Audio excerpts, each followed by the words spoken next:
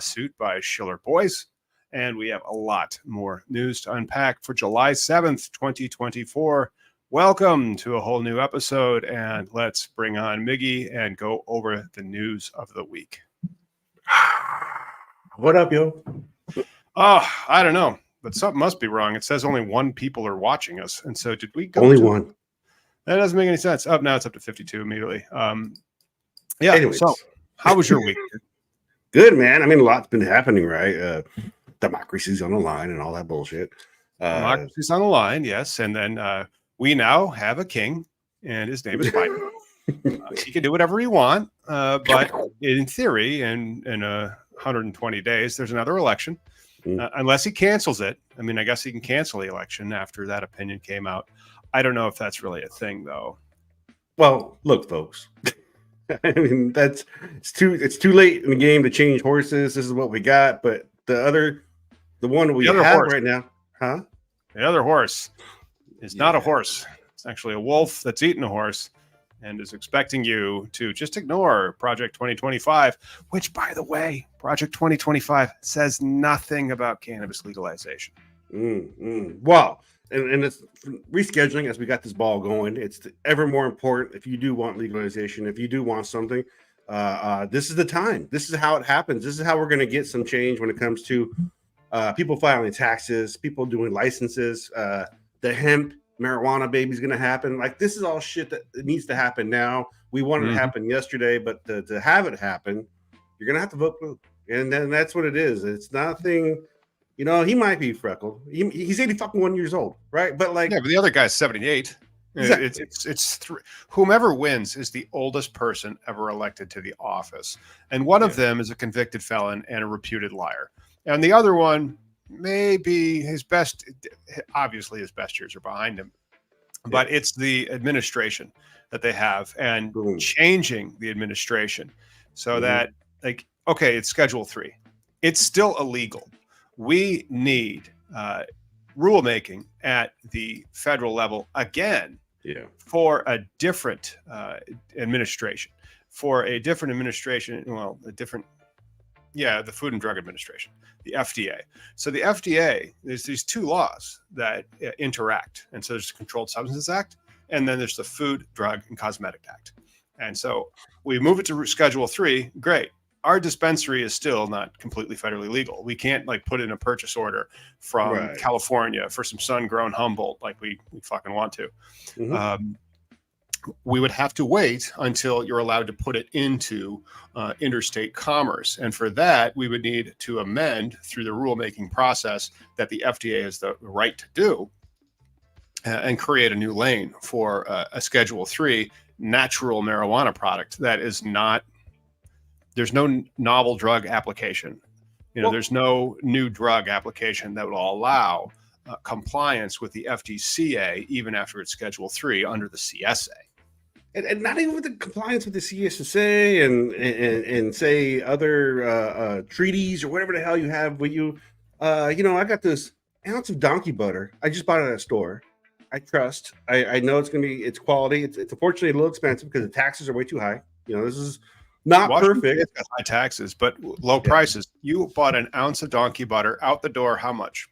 $2.40 for that one. That's expensive though, because it's a high end. Yeah. I wanted the high end. Just for some fact, my lungs are too precious. But just thanks to Weed Dieter. And I know you hate half the shit we say when we talk about the Trump Biden shit, but like whatever, his name's going in the credits. Appreciate you, man. Shout out to the members. Your names will be in the credits. We have something else for you guys to get involved in, especially for the entrepreneurs that tune in. If you work in the industry, we encourage you to tell them to put on HYATT 9 news in your dispensary, put on Cannabis Legalization news in your dispensary, and all the other great YouTube selections that are out there. Pro Cannabis Media, like if you want news, Pro Cannabis Media is great. And then there's a bazillion excellent pro channels because the mainstream media isn't covering it. Like nobody is talking about it. The Biden campaign, I probably get 10 texts a day and 70 emails. Not one has been about legalizing it, but everyone is about whether or not you stand with Biden and give me money, please. Yeah, this is how we got to where we're at, though. This is politics. This is the process. You know, people get all up butt hurt when we talk about like, you know, vote blue right now or whatever. But like, these are legit options if you want to have progress to what is beyond what we've been already. You know, like, you know, I've said before, I had hair on the top of my head when I started this whole thing, and you know, just with like trying to want to change the law and think, you know, things can be better. But the process, the legislation, the real way to get things going to where, you know, we can have a mailing list of goods. You know, people are skirting around this TAC loophole, whatever, Delta 9. Pick your part of hemp that you want with the COA, you know, and you hope that's going to justify in a court of law. But, you know, how many times have products been stopped, you know, interstate wise that was hemp, you know, and are those people get reimbursed with that product? No. You know, they'll hold on to that product, storage, go through their court rulings. The product goes bad. You lose, you know, how much money, you know, already at that point. So rescheduling it rather, is the path, right? Like that's the way that we need to go right now, just so eventually, once the can of hemp baby does happen overall, but this will allow for the pathway for using credit cards, maybe taxes, you know, marketing write-offs, like you Listing on the said. NASDAQ, interstate commerce. So we definitely want to we want to be a value priced dispensary. And if you want to learn more about our dispensary, we're going to have like a backdoor kind of, or backstage insight about us creating this, but we can't put it on the channel. If we try to put that on the channel, it'll get flagged, it'll get taken down. And so there'll be a members only area that will launch in about a month. Hopefully after we get the real estate nailed down. So we're still working on nailing down real estate. Yeah. It's a hard thing. Like, it's like the thing that we do is illegal or something. Well, the business side of things, anything with cannabis, it touches it, right? Like how you talked about us being in pot shops, you know, streaming in their little, like, you know, there are companies that have done that, right? Like there's so many ancillary parts to this industry, you know, the cannabis industry, that once it becomes federally, you know, even killed, it just will enable companies to grow and people to have more platitude to do things, opposed to like being confined to one state, or now you got to juggle around and hope you get the license for this next state. You know, there's so many just ifs where federally legal, we have a pretty much, you know, even killed equality way to do business, you know, for lack of a better word. Right on, man. Right on. But let's get into the story that really came out. It came out on Monday. A lot of stories came out on Monday. The Dales report was reporting on it, and then so it evolved over the course of the week. And so the opinion came out on Monday, and that's when Matt Zorn nailed it on drugs, giving a backstory as to the case that had been dismissed, the Schiller Boys case. And again, it's not really called Schiller Boys. They're just a very large law firm. The district court in the Canna Provisions case is what it was. And there's a 15-page opinion. I'm not going to say it's a nothing burger of an opinion, but it kind of was, in the sense that this case right here, Gonzalez versus Raich, and that might actually be called Raich 2 in some circles, but that's the Supreme Court opinion from 2005, establishing the outer perimeter, which is a new term of art that the Supreme Court seems to like, of the commerce power, the interstate commerce, the Commerce Clause power for the legislature in our United States Constitution. It is still the law of the land, and it has been since before Joe Biden was born. In 1941, Wickard v. Filburn had to do with a case of a farmer growing a plot of wheat for his personal bread collection for family use. And that was outside the bounds of what he was allowed to do. And again, so if you're getting all up in arms that you can't grow weed like it's tomatoes, this wheat farmer from 1941 was shut down. So, you know, learn your history a little bit. He was not allowed to grow this amount of wheat because he was over his quota. And he said, but this is for me. I'm just growing this for me. I'm going to go, there's my grist mill. I'm going to go make bread for myself and my family. None of this wheat is going to leave the state. It doesn't matter. It still impacts interstate commerce because taken in the aggregate, it will have an impact on the price of wheat in the interstate market. Same thing for the Rage case. Same thing for this here case, Canna Provisions versus the United States. Merrick Garland is who they sued as the Attorney General. And so like they even mention weed tourism in here. So people that he's behind the scenes, making sure everything looks good and moving us around. He'll go to Michigan to make a legal adult transaction. I'll go to Michigan to make a legal adult transaction sometimes.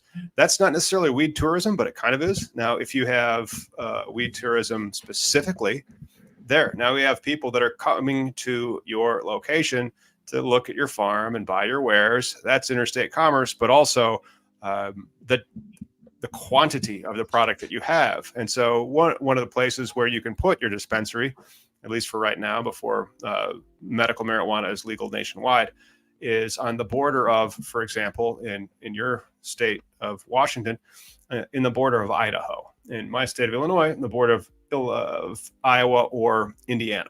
If you put a border dispensary there, you're going to get interstate commerce. And land still like that. That tourism part, though, that is an argument by the Department of Justice, and they argued that in-state cannabis activities influence interstate commerce by drawing out-of-state tourists. Yep. I think that's interesting, though, that they use that as an argument in the states that already exist now that have legal weed, right? Like Congress has the power to regulate interstate commerce. Right. They have the apps that it's not an absolute power, but it is an enumerated power under our Constitution. They have the power to do that. That's how they were regulating weed. My beef is Schedule 1, the classification itself is bananas. That's unconstitutional. Them saying that it's beyond their power to regulate interstate commerce, that's cool. And the real thing is that they're setting up these appeals, which they'll lose, to try to get in front of the Supreme Court, which is quite conservative and loves overturning long-held precedent, whether it's 50-year-old abortion rights or like the problem with that case had nothing to do with abortion. It did, but it really was your right to privacy with your doctor. And so that right to privacy with your doctor does not exist.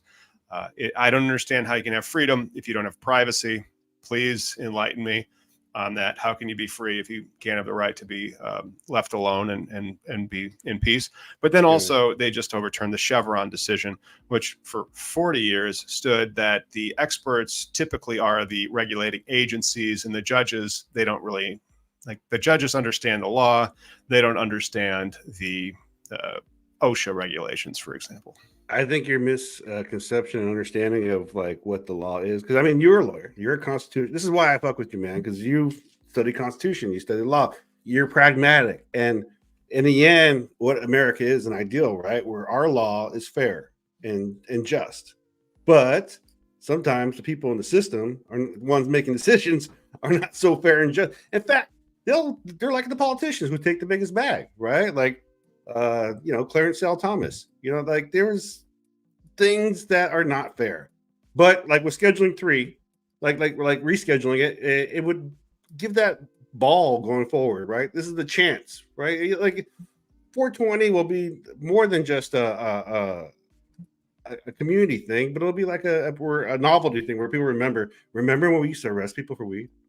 Remember when we 20 years ago today, Tommy Chong got out of federal prison for glass, man. Glass. And now 20 years later, we have an appeal filed, which is substantially similar to the Rage case from 20 years ago. When are we going to actually evolve and get beyond this kind of stuff? Because they've been doing this for forever, man.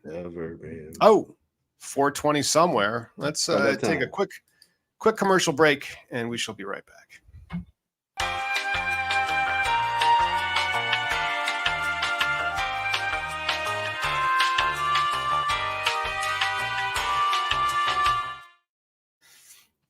And while Collateral Base is the consulting firm that I own, we are redesigning the law firm's website so I can share my Figma I'm going to say share that tab instead. And so we're going to be relaunching cannabisindustrylawyer.com, and we're working on the wireframes for that in Figma.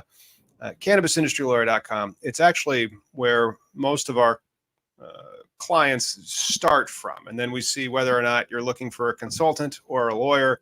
If you're looking for a lawyer, you're usually not looking for a new license. We consider new licenses as a consulting matter. It's Figma. Like, you use a lot of terms and things that I don't use because I don't use those things that I don't really. You don't. About, right? You internet. You just don't. You don't develop. Well, the Figma is so that's a developing thing, or is it one of those? Figma is a development. Figma is like a design development type thing, and so they just actually had to walk back their AI, which is kind of a bummer. But so you don't want to just start building the website. You want to like wireframe it and say like, I want it to do these things. This is what we're trying to rank for. Here's what our H tags would be. Here's our backlink structure. Here with link sculpting is another one where it's like, we're going to link out to these pages. This is what we want the user to do. And so you usually have like one unique call to action. We really just have like one unique call to action. And then after they've given us 2 questions, then we shunt them. It's like, oh, you're looking for a lawyer, talk to me. Oh, you're looking for a license, fill this out. And I have to tell you, 90% of the time we don't follow up with you. Well, the reason why I asked is because I thought it was one of those things where, because, I know we're trying to get people are interested in business that follow us and listen to us talk, right? Like as we get our ball rolling, I got some people on the side. I won't get you involved until like if it involves 100K or more, right? I'm gonna be like, oh, well, now we got real opportunity. But like that's the kind of shit that we're involved in. But you don't get that way until like we got lucky with the license, right? Like we, was it 7% chance we had, and we're still creating something. But the fact is, we have this media outlet, we have our legacy reputations, and now we're gonna have a fucking store, and that's gonna be the nice expand upon. And the weird thing though, because it's the industry, is we can't advertise the weed brand. And so they got this idea for a weed brand. And like very often, I'm not on the clock for this one, but I would consult and be like, hey, I don't care about your weed brand. Well, because you're not going to be able to advertise it. It's not going to be able to scale. You're not going to be able to build it. And they usually get upset because there's a lot of ego in the industry.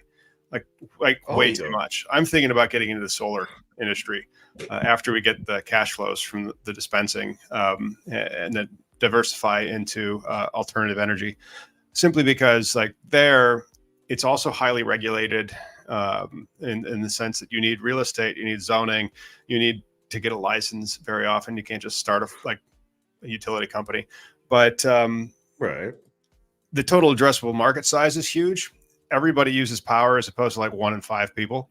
And then, fuck the oil industry.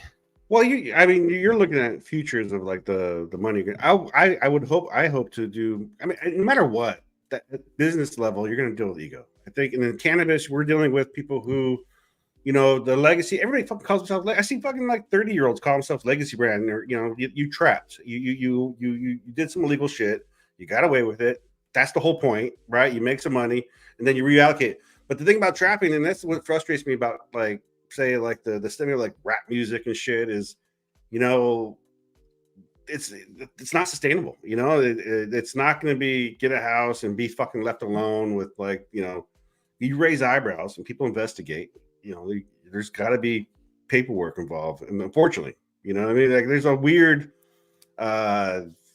taboo, but anyways, we're not going to that level. We got more stories because Biden touts work to address failed approach to marijuana and Civil Rights Act proclamation. Did you see that? Yes. This came out for his July 4th. Once again, touted his administration approach to, as his 60th anniversary of the Civil Rights Act. And he signed a proclamation. He's used executive clemency more than any recent president. At this point in my presidency, man, that is a political statement as shit. In pursuit of justice and fairness, in the president's defense, he has done more. Like everybody's saying, we have to go, and we have a little bumper we'll hit here soon. You have to go, and you have to get your message into the DEA because the public comment period Yes. is 3 weeks left. Oh, 2 weeks. 2 weeks. Spacing on it. They got 2 more weeks left for the public comment period. Deuces. And there is something that we could try to run right now. And we'll run this. And I'm not sure how this is going to work, though. I think this is going to work terribly. I'm Joe Parsons with the Virginia Cannabis Connection and Pro-Cannabis Media's Weed Talk News. I'd like to give a special shout out to Cannabis Legalization News's Tom, the cannabis lawyer, and Miggy 420. We'd all like for you to know that there's only 15 days left in the DEA 60-day public comment period. That's right, on July 22nd, your time will be completely over. So if you haven't already done so, please head on out to www.regulations.gov and make your voices known. This is a once-in-a-lifetime monumental opportunity. Do you want it moved from Schedule 1 to Schedule 3? You think it should be descheduled like I do? Or do you just want it left on Schedule 1? Whatever you do decide, now is the time to make your voices known. You can even be anonymous. So make it happen, everybody. Let's get together and take advantage of this once-in-a-lifetime monumental opportunity.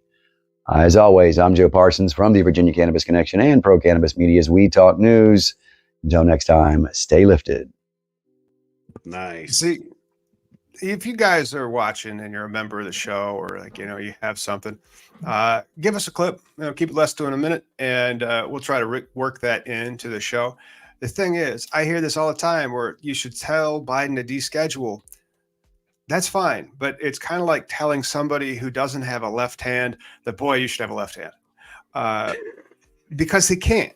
And so that's the thing that I almost think I'm gonna have to do like a video about this. Like, he can't do that. I don't care if you call him Trump. I don't care if you call him Biden. I don't care if you so long as you call him the president, because that's who he is. He can't, because of the way the law is written. And it's great that you're telling him to do something he can't do. Well, the king can break it up, can he? No. Now he's a king. Well, can he break up the organization? Because isn't it the whole project? Does he have immunity? Have immunity, or at least presumptive immunity, to start randomly enforcing the laws, just like willy-nilly, where he's like, hey, I realize the law says I can't do that. Fuck the law. No, but to get rid of the Schedule F federal employees, right? If you get rid of people who are career doctors, career educators, career law enforcement, who's going to be advising us as we try to maintain our lead in the world? We're going to go fire all our experts. That's why they have that job. Well, and that's kind of like, I think at one time, America found itself in many moments where like there was, oh shit, hit the fan, for the people, take care of things.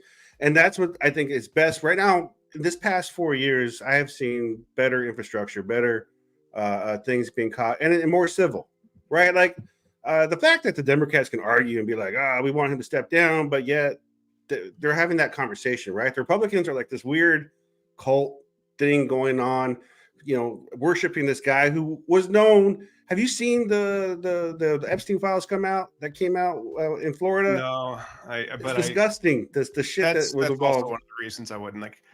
I'm busy. I'm a family guy, and then if I saw that headline, I'd be like, I'm going to go read about artificial intelligence instead.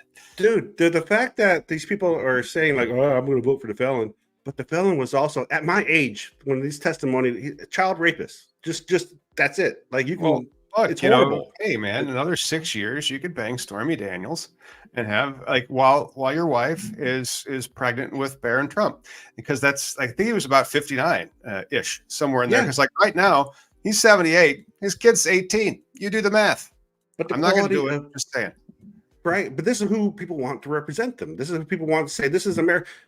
Other countries, false. I just say, man, like I don't know what this whole other America's failing thing, right? Like shit's always been hard. Prices always go up. It has nothing to do, like presidents can control a little bit, but the infrastructure part, you know what right? The interest rate was when Reagan was president, like the mortgage interest rate, it was double digits. Inflation has been real before, but then it's one of these things where if you don't make something a catastrophe or a calamity, and Donald Trump uses this all the fucking time, if you don't make something a catastrophe or a calamity, the worst, you're losing it, you're just a huge disgrace like this, you've botched it and it cannot be repaired. Like if you don't do that kind of stuff, people won't act. And so it is just a sales huckster's bullshit, people. That's why he's trying to make these bombastic claims. He's telling you these things to promote your actions and to exploit your emotions. But then if you actually look at data, which you don't want to look at for some reason, it just doesn't bear out. It does not. Like if you look at data over the past 100 years, how things are now relative to any time in the past, you're great. This is the best time to ever be an American. Well, this is the best time to be graduating from college. Like you have full employment. You have a stock market at a record. Chances. There's, you have somebody who cares if you have health care. I mean, Jesus fucking Christ. You have somebody who cares if you can get solar panels on your house so that you can provide for power for decades for that house. And again, this is this thing that's being cared for is universal. It's not a just white, black, elitist type thing, right? America is everybody that just fucking two guys in a podcast, man. Like they showed up, they try and get a message across, but overall, what I've seen in my like from not caring about politics when I was young, I went through the Lewinsky trials. I'm like, why is my regular? So at the time, long time ago, kids, you had no options but to watch TV. Like there was 3 channels, and then there was 80 channels, and now there's infinity channels.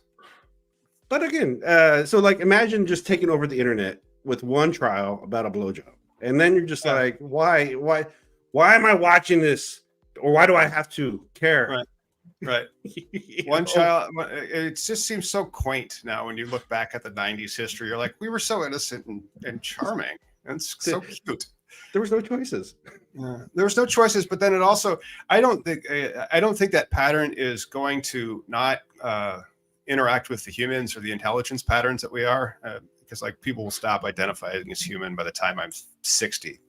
Mark my words. By the time I'm 60, people will stop identifying as being human.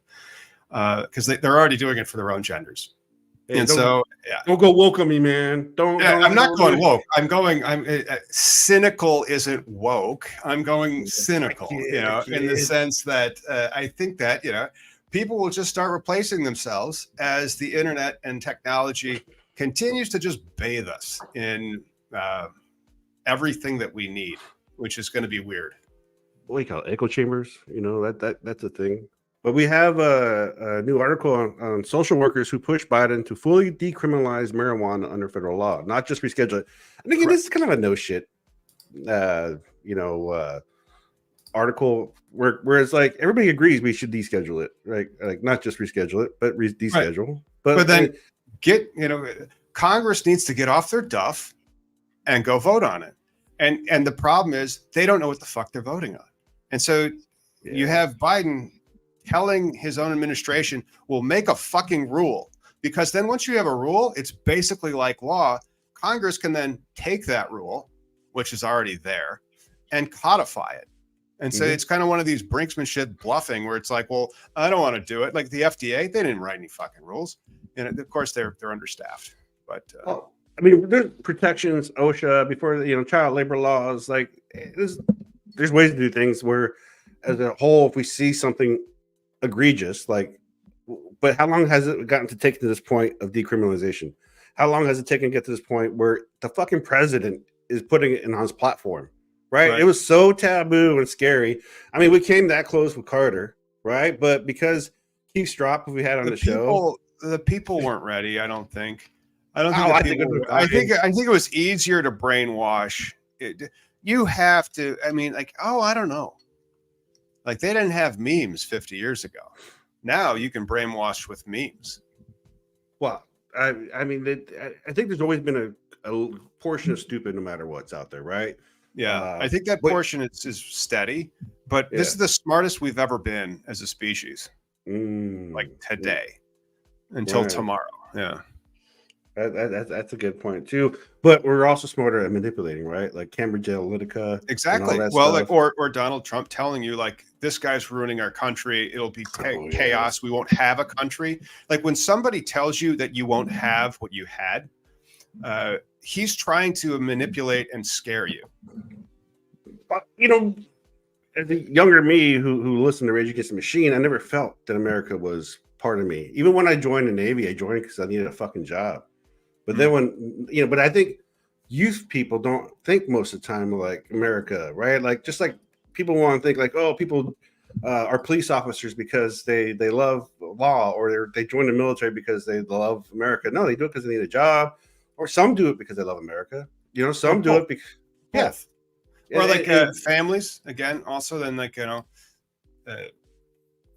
people like they learn to hunt from their parents, right? Yeah. They learned the military from their parents. I learned the law practice from my parents. And so you see generationally, fuck, man, that's why people used to have the name Cooper or like Miller. It was a barrel maker or somebody who does flour, But yeah, I'm just saying, like as people, Americans, I think the smart ones, internet has put this little compass of like knowledge where a lot of people think they're really smart just because they can operate a smartphone. But do you understand how that fucking thing works? You know what I mean? Like, no. But the ones that do, I hope, are the ones that do make a difference. But sometimes it does feel like the other ones outnumber us, right? The dum-dums. But it's weird where we all do our own dumb shit. Smart people do dumb shit. Mm-hmm. But the smart thing to do would be to vote blue right now to see this real change that's going to happen. I mean, this is the closest we've gotten in my lifetime, dude. Besides when I was 6 during the Carter administration. Well, he didn't do all this stuff. And so like Jimmy Carter didn't use his powers like Biden used his powers to issue a rescheduling. And so like, this is the furthest it's ever gone. Oh, sure. Public sentiment was a little bit more there 50 years ago before it rolled back. And like, that's why I still think it was easier to keep alive 50 years ago because the evidence trail was worse than it is now. The evidence trail now is amazing. Everything's out there. Like we are all data objects, gigabytes or terabytes big. Yeah. Back in the day, I'm in from Newark. How's it going here in Albuquerque? But I think the data too, though, kind of has been there even back then, because like we've gone through the LaGuardia report, we've gone through what other freaking reports that say, yeah, no, it shouldn't be. LaGuardias were like 1930s, right? 20s. So what's that? The Guardians? The LaGuardia report. Oh, LaGuardia report came out in the 40s. Mayor LaGuardia was a mayor of New York in the 40s, and so he didn't believe in like their reports about the dangers of marijuana. Granted, New York has been a multicultural place for a while. It's a major urban center, and so he put that stuff out, and they just suppressed it. Yeah, so I'm saying the data's kind of always been there. But we now have another 50 years of data on top of the time when we had the first chance. So it really needs to go forward. But, the other side is going to fuck it up. Let's not be dogmatic. Let's be Americans. And that's the more important thing. You can hope, right? But and then it was just, so they buried the LaGuardia report. Has an airport named after him. He was such a mayor of New York, and they were also building airports at the time. But then you go back to that, even in the congressional record, our first congressional records of the legalization at the federal level of this plant, which is great. It's we have another great story about carbon-friendly cannabis farming, but this one is really interesting when you look at like the historical context of it. So you go back to our original congressional records of whether or not we should ban it in 1937, in the 30s, like the Tax Stamp Act, shit, like it's 90 years old. And you have the doctor and lawyer, that's why he's the general counsel of the American Medical Association, coming to Congress to like one of those, that they have hearings before a bill gets out of committee and all that kind of shit. So he's at one of those hearings trying to tell the Democrats who legalized it, who banned it the first time. So like the Democrats have blood on their hands, duh. However, he tells them that they don't know of anything like this. We call it cannabis. It's when you call it marijuana, you're creating confusion, and the doctors aren't really sure what you're talking about until like it's not in the news story that you're using as evidence, Mr. Anslinger. And he's like, hey, these news stories were published in Hearst publications. But still, it's like the 1930 Fox News. But that's where it came from. And that's like our oldest congressional records is news stories, a doctor from the American Medical Association, who's also a lawyer, being told to shut up and get out of the way. And then when you go to the day they voted on it, a Republican now, lied on Congress about what the AMA thought about the bill, because the Republicans still were fairly, conservative, even like 90 years ago. And so they caucused with the Republicans. What does the AMA think about this bill? Oh, they support it 100%. The AMA didn't support the bill at all. Right. No, that again, this is manipulation over the legislation of this fucking plant. Like we're at the point now, you would hope the toothpaste is out too, but it only is in my state, in your state, right? California. But if we did a historical, I mean, come on, Hollywood, do a historical fiction about the cannabis laws. What the fuck? That would be hilarious. And like people would watch that and it might actually finally get things legalized, because like the story of it is just bananas. And you read it and you go like, okay. And then what do? Now you require them to like grow it like it's plutonium or something in some super advanced vertical farm indoors. Meanwhile, you have headlines like this one: growing weed outdoors can be 50 times less carbon emitting than indoor cultivation. New ag study finds. That came out on Independence Day. That's kind of already been known. I mean, indoor, outdoor growing of any plant, right? Like sun is outside. I mean, you're not, one, I had to do something. The other one, I didn't. What's your apples and oranges here, buddy? Well, we've regulated it in such a way. Like one of the reasons why they have a limited market in Illinois or other states where it's a limited market, it's not an open market, is you do not have a right to this license. It is a privilege. And because it's a privilege, it's controlled by the state. And then not only that, they will layer on compliance regulation on you and taxes so that you are compliant with the privilege that is the conducting of the business. And so they limit the market so that they pad our cash flows to a certain extent, because there's only so many places to go. But they also change the rules. Yeah. But that kind of fear-mongering article, headline type shit, is the kind of shit they base their bad policy off of. Right? Because you got an indoor plant. Of course, it's going to have unfortunately, that is the Department of Agriculture that did the study, right? So I would hope they do better studies, like real studies about like what McGill University in Canada and University of Michigan, Ann Arbor. Okay, so a joint study, 2 universities going, oh, look, you grow weed inside, you got to maintain the airflow, you got to use the air conditioner. I mean, I didn't even read the article. I'm just shooting off the head. Like, oh no, it's good. It takes a lot less from the environment, and sun grown is great. It doesn't. You have to be careful. You have to watch the plant when it's outside.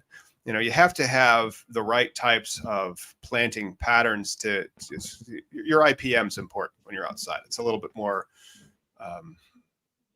It's more difficult because like you have a lot more variables that can go wrong. You haven't walled off the plants and put them into like an underground bunker or something where you're controlling everything and playing complete God. Right. I learned a new thing today. So I used to, I have an obsession with the plant. I mean, so do you. So does 200. Everybody in the industry, everybody that likes the plant, that you have to like it. Like that's the thing. Otherwise, you wouldn't have done it. You would have been like, oh, no, I'm just going to be doing. I'm going to see at church. But like here in Washington State, I just learned something, dude. So this ounce I got it says small batch indoor, and I was like, what's small batch mean? Like, what's your definition of small batch? 5,000 square feet or less of canopy space. And in the chat, what's your definition of small batch? Because this is, to me, I will explain by the bartender was that it's like still 1,200 plants. I don't know. 72 plants. How about that? You're going to do clones. You got to have a mother. You got to have clones. You got to have phenos. You got to have something that you're going to take into production. 72 plants. How about so you're looking at plant amount. You're looking at plant numbers, right? Yeah. Really, where this comes into play, how it explained to me is it's about care. It's like they're not going to let it go to larger plant, like big size. Like I thought, like huge colas. Every time I see those, I get excited. Well, genetics are genetics. And so like you can't always have the same morphology of the colas. But I just, these are nice little decent sized nugs, not huge cola nugs, but this is a beautiful small batch. Like I just learned, like that. You never know everything as this rule becomes more, people in Kentucky don't have my experience. Tennessee, even our producer Will, when we whiskey, talk sometimes, whiskey and wine and even beer, like, it's so homogenized, and like edibles to a certain vapes. That's the problem that I got. Like, it's not. I mean, then like wine's not homogenized. The blends are. And then Scotch isn't homogenized. They do single malt Scotch, so they'll do like particular harvest years and types of where it's grown, what it is. But then what a small batch is, that's interesting, And so Chad said it was 100 plants, but yeah, why don't we look at a batch of something? Here we go. Theme that stream.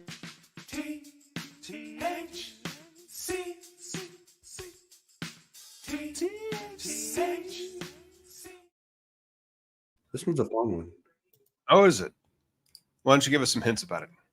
Well, I lost the tab, but the name, that's what I was thinking about, is it's something at a barbecue, maybe, at a party. Okay, survey says indica dominant or sativa dominant. I'm pretty sure our crack audience of people that can look at weed and spot it and go, there we go. Dude, Chad. HYATT 9 is saying 20 lights or below is a small batch. Now we have to standardize a term called light. Chad was saying 100 plants. So, I mean, and again, how many clones can you get off a mom? I don't even know. But what do you think about the small batch beer or small batch wine? Like, what is that something just made that one time? Like, I've been to breweries where it's like it's made in this one oak barrel that was soaked in whatever. It is not. It's not, and that's but it is. It's I guess a good guess. It's another interesting one. This one is an indica dominant by Canorado. I'm assuming that's a play of cannabis in Colorado, and cultivated by Team Elite Genetics, and it's a cross between GMO and Sunset Sherbert. So yeah, you have a Hennepy and indica dominant, so like a permanent marker kind of display where. That's a popular looking strain these days. They like the darks, that dark brax hue in there where it's like almost purple, but then icy, and then you have a lot of hairs. Who is they, Tom? They are the people that you can refer to make it sound like other people approve. Like Donald Trump would also use all the time. A lot of people are saying this. I hear a lot of that where you refer to an unspecified horde. Kramer is telling us. A mom can populate 150 to 400 clones. That's what I would call a small batch. And so if you have like maybe one mom that you're going to put into production, okay, I don't know how that. I don't farm. I want to retail. Right. That's what I just want to buy. I mean, I don't want to grow. I don't want to make my fucking hamburgers. But hey, anyways, it's a pretty little nugget though. I like the dark. It is a good one. Yep. And so this one's tough. And so I guess we just tell them do it. Styrofoam cup. Yeah.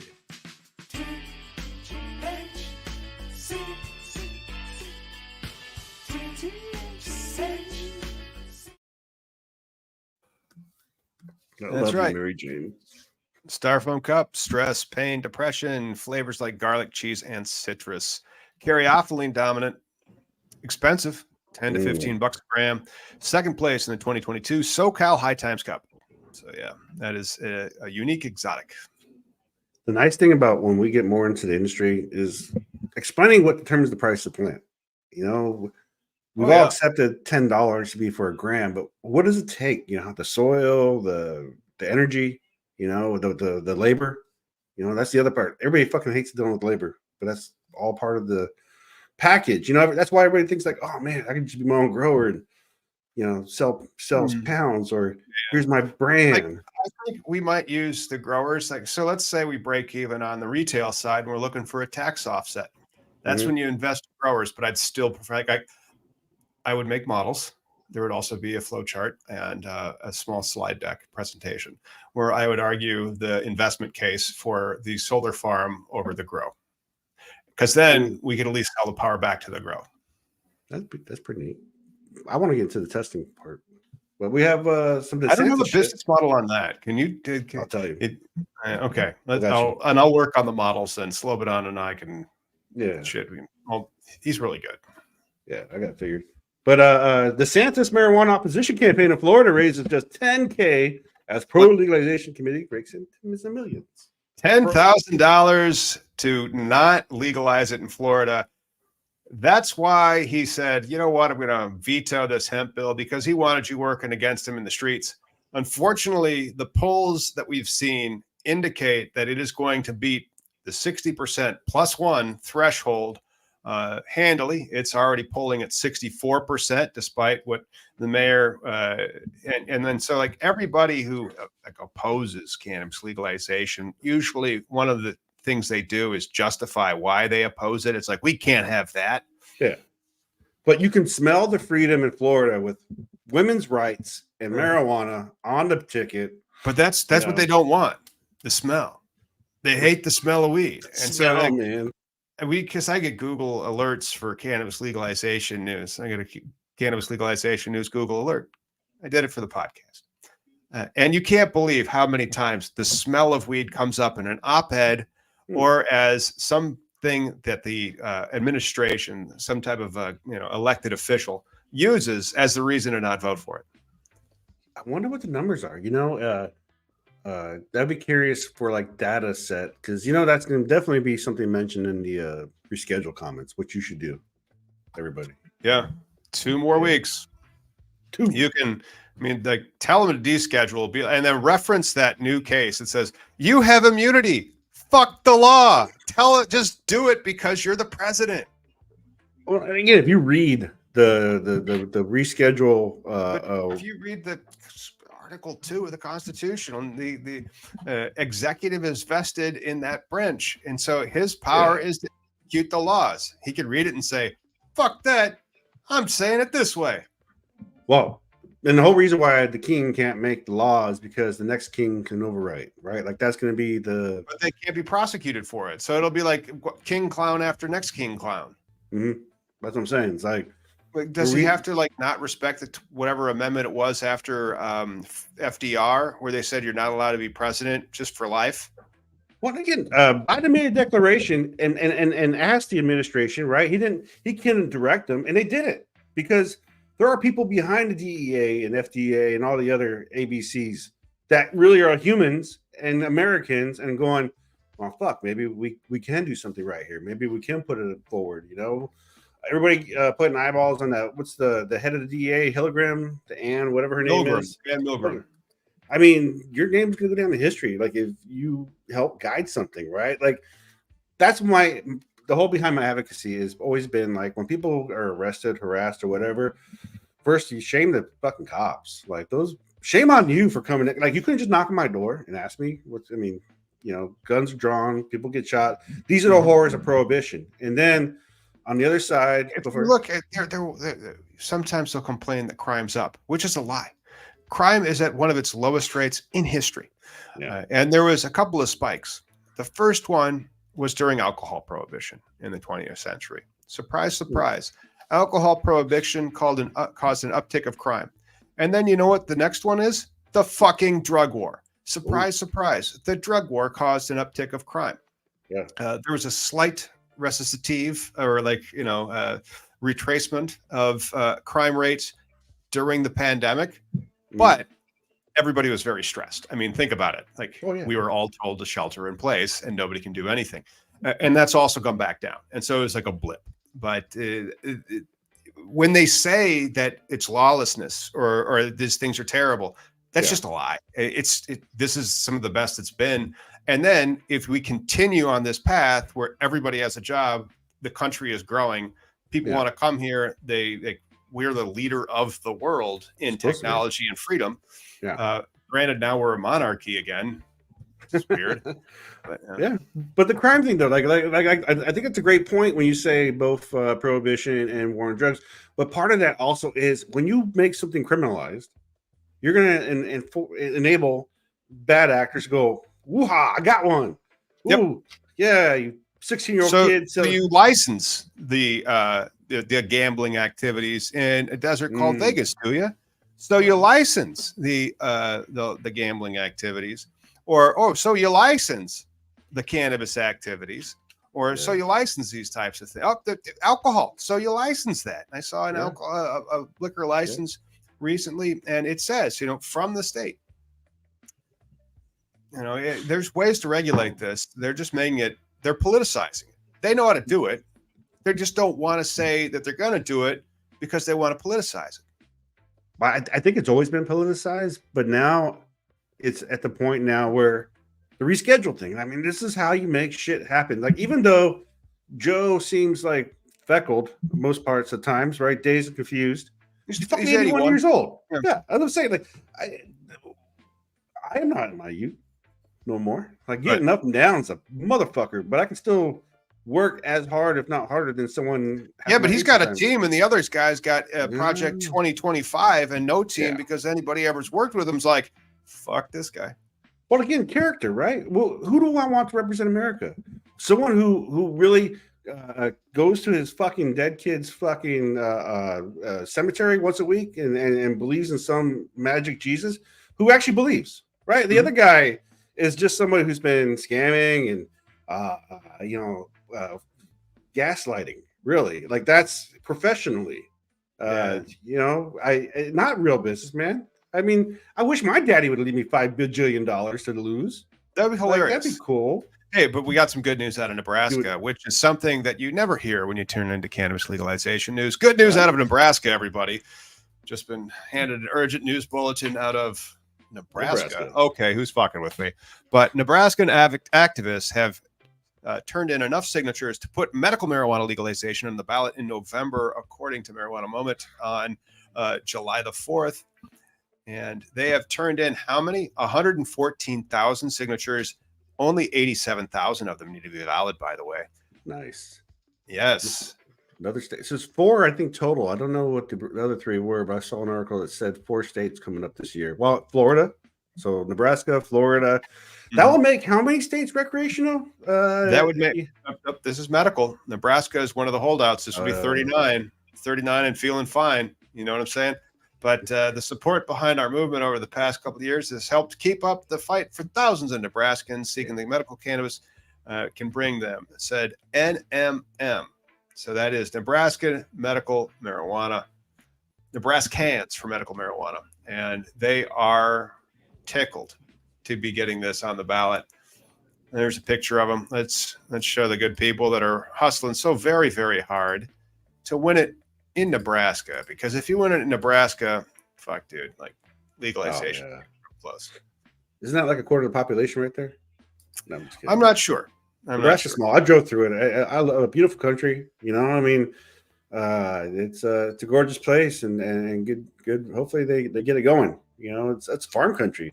It's all. But it's it's very conservative, and they do the presidential race a little different. They actually. They give out their electoral votes based on the congressional districts or something, and so they're bifurcated. Very few states do it this way, as they want a real representative democracy. So I think it's just like Maine and Nebraska, and so like one area in Nebraska is actually liberal and would vote for Biden, and then there's like 2 other areas in Nebraska that won't. It's very interesting. It's interesting. I mean, and again, it's at the point where it's weird, where people are party over country, because honestly, dude, the MAGA's cuckoo. They know. Oh, come on! If MAGA was cuckoo, then why, according to Marijuana Business Daily on July 5th, why, for the 3rd straight year, a proposal to legalize medical cannabis has failed in the North Carolina legislature? Why is that? What? So, like, a Republican opposition in their majority-controlled legislature has stymied the legalization effort in North Carolina, according to the Asheville Citizen-Times. Check your people, Republicans. This is what you get. Yeah, but then that's where all the THCA hemp's coming from. So it's fine. It's fine. They don't know what you're doing.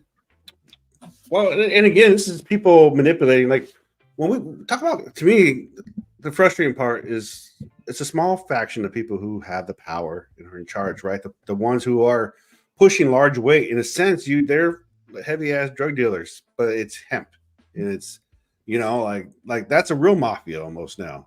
Right, the Yes. legal mafia. Yes, it's the legal mafia where you're allowed to sell interstate, not pay taxes, or get a license. Yeah, you're a whole state of it. Of course, you want to protect your fucking. It's a $28 billion industry. Damn. Of course they want it. I mean, like that's why, like in my, comment to the rulemaking, I said, look, you gotta tie this all in. These are loose ends. You need to tie the plant together and start at hemp, and then have your Schedule 3 weed, and like make it clear so that they can get their license too. And then it's if you're growing hemp, because like that's a really cool business idea as well, like especially for the carry forward losses and the depreciations. You can have a hemp farm that you row crop, because that is the most carbon negative plant that you can plant, better than bamboo. But you know what you're growing it for? You're growing it for rope. You're growing it for like industrial building materials. You're growing it like it's a tree. You want to be harvesting 15-foot trees. You ain't growing it for the flowers. It's not a horticultural crop. Oh yeah, it's a row crop. Yeah. Well, I'm curious too. I wish, this is part of the loss that we get as Americans when it comes to quality weed. What was it? California, the legacy, Humboldt history of weed, when people think about good weed. But I can bet you, if these farm states, were allowed to just grow cannabis and get around it, I bet you some of these old fuckers would have some really good weed. But keep shooting themselves in the foot. I know. There was well, what should we do? Should we do some celebrity news or some like stupid news? We'll get the lawsuit news. That's some I thought we already did the lawsuit. Not this one. Or the Starbucks. Ah, yes, that's an interesting news. Let's do a Starbucks news story. Shit, I wasn't expecting. Sure. Wow.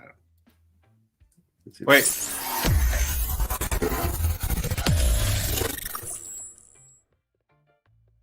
Better wait. You want to smoke? Okay. So Starbucks was sued for Starbuds flowers. Yes. And this was out of TMZ. And so TMZ was reporting this week that Starbucks sues Starbuds flowers, copied our logo. What do you think about that? Does that one on the left look like the one on the right? You're close, dude. I would never guessed it. I never. Really? Who are they trying to be like? No. Who are they trying to be like? I'm not sure. Starbuds flowers. Starbucks, Starbuds. Yeah, you might have a lawsuit on your hands there, buddy. Well, and as we get closer to legalization on a federal level, this is the kind of shit you got to think about. It's not parody, right? Some people get away with it. Illegal markets, illicit, traditional, whatever you want to call it, always will get away with it, because if you're willing to put your, cross a certain line, you're gonna not care.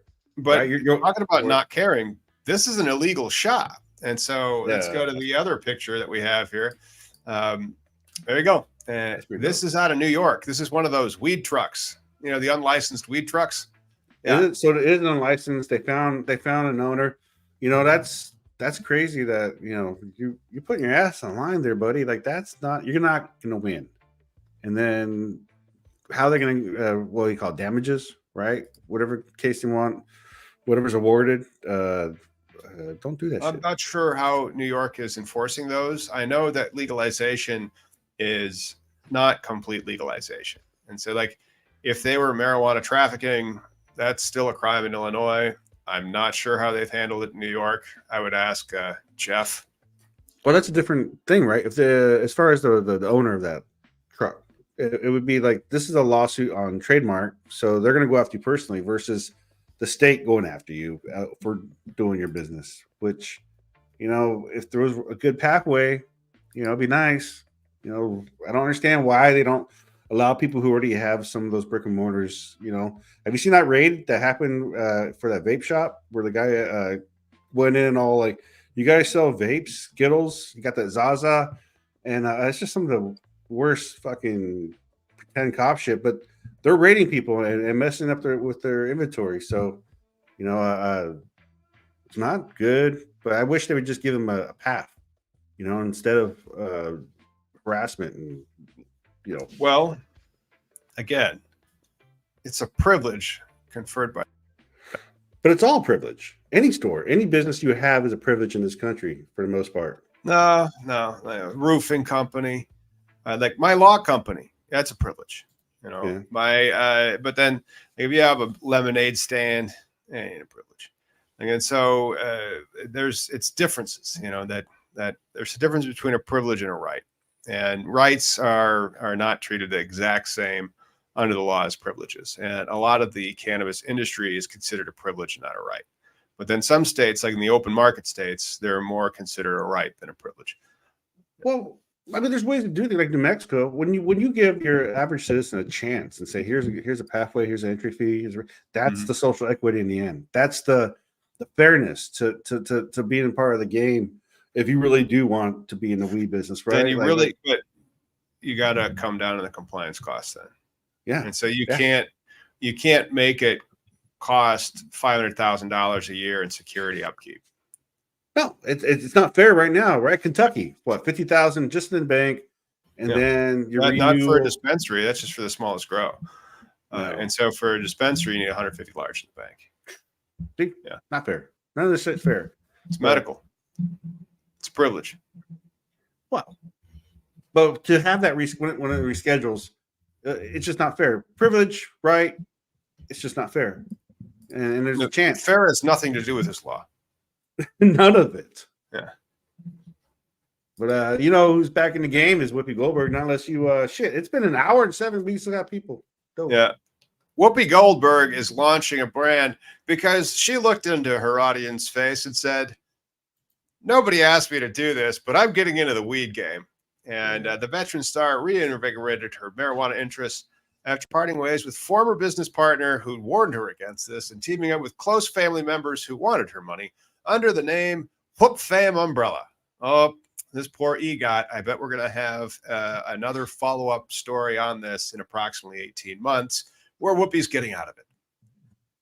I'm not a fan of celebrity weed. I mean, I don't care about these articles, it's her second time in. I think the first time was with like women products, and the problem is I think these are just investments to these people. It's like they're just putting their name on some shit and not going to the farm. Like that's the heart and soul of this product and this industry, I think, is, that's where MedMen slipped. None of these people were actually involved, I don't think. You know what I mean? Like, I know she loves it. I know she consumes it, but it's not like it's her farm that she went to and said, we're going to use this soil. I want these whatevers, and this is the experience we're going to have. I don't know, but we got a stock story. Let's do a stock story, and this might be another one of my little silly jaunts for the not for the law firm in 2025. All right.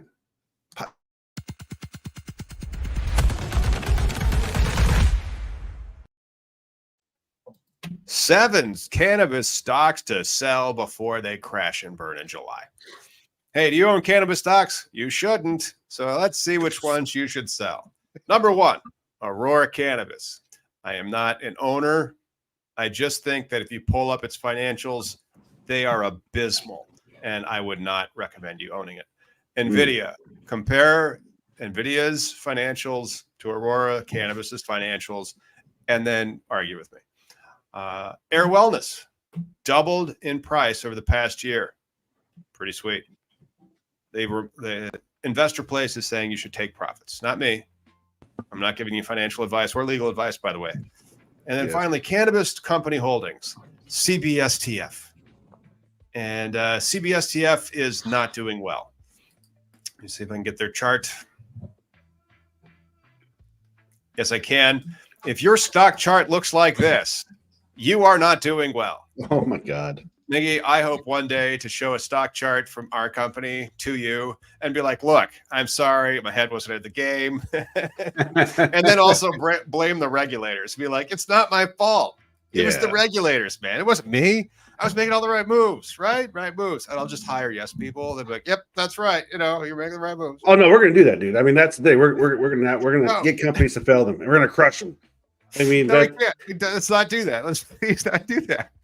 No, that's a problem with this whole, like, I know, like, people who watch us are investors, right? People like in the Dell Report, these guys are putting, but I wonder how much and at what point do you, it's not still sustainable. Like, if I were to put 100K into Aurora or whoever the case is, I'm watching that bitch like intently, because how long for it to even double or get any interest? It takes a long time.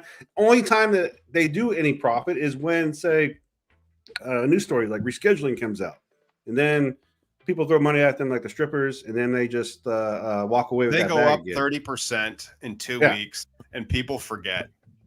Yeah, and that's because the point to pull most out. of the people that are buying stocks are gambling. The Yeah. stock market is gambling.